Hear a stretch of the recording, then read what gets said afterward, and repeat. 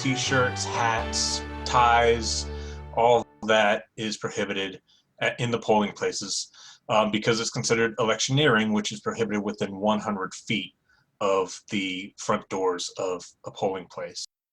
That's right, folks. Believe it or not, elections do have dress codes. Here in Texas, wearing something for or against a political party, candidate, or ballot measure is considered electioneering, and that is a Class C misdemeanor. In the early 90s, the Supreme Court upheld an electioneering ban in polling places, which then forced states to create laws banning it too. Our Leah McNeil is here live to break down what you can wear to the polls and what voters are saying about the dress codes.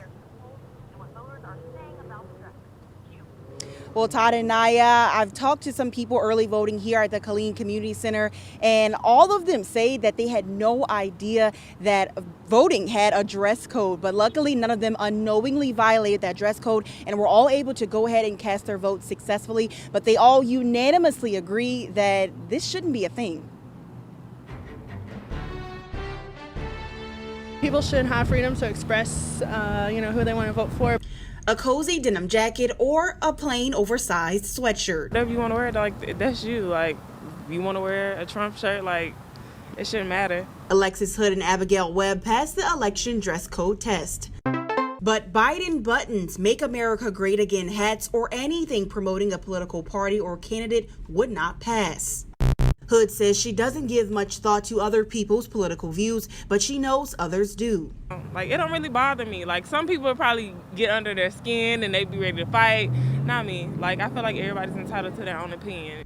While Webb feels restricting people's attire at the polls isn't fair, she tells me she understands that it could create some hostility. Then at the end of the day, I feel now people are very judgmental on your opinions, so that makes it a little bit harder, for people to express what they want to express. The potential for a hostile voting environment is why Dr. John Kohler says electioneering is considered a Class C misdemeanor in Texas. Could come with a fine up to $500. Though it's unlikely you'll get fined, Kohler explains it's really up to the poll workers to apply these rules. I'm sure that there are plenty of people who have worn campaign shirts and hats to the polling place. It's up to the individual poll workers to notice and to enforce these rules. If you unknowingly break the dress code rules, you'll be asked to cover it up, take it off, or leave. But Hood and Webb feel this should not discourage you from casting your ballot. I feel like everybody should get out and vote. Vote and really pay attention on what's going on around the world and try and make your voice count.